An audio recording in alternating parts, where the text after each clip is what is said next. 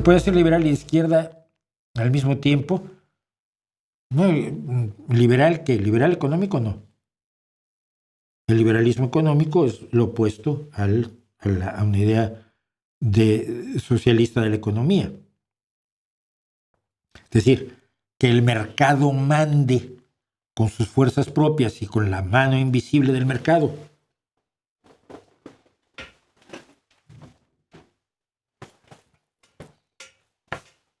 Pues es lo contrario a lo que planteamos nosotros, que es que, no, dejamos aquí la mano invisible del mercado.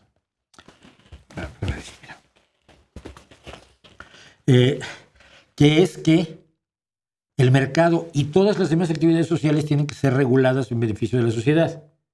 Que no puedes tener tráfico de automóviles sin semáforos, sin límites de velocidad y sin lugares donde no se puede aparcar y sin dirección de marcha de los vehículos y con una serie de características. Y no puedes jugar al fútbol sin reglas y sin árbitro. Y no puedes establecer una escuela sin reglas y sin horarios de entrada y horarios de salida y demás. Ya me cansé de la mano invisible del mercado. Y entonces el liberalismo te plantea lo contrario. Tienes que dejar el mercado totalmente libre y el mercado resuelve las cosas mágicamente. No, nosotros creemos que no. Entonces la regulación del mercado razonable es lo contrario al liberalismo económico. El liberalismo social es más cercano a nosotros, pero como siempre digo, los liberales sociales son más liberales que otra cosa. Los socialdemócratas somos más demócratas que otra cosa.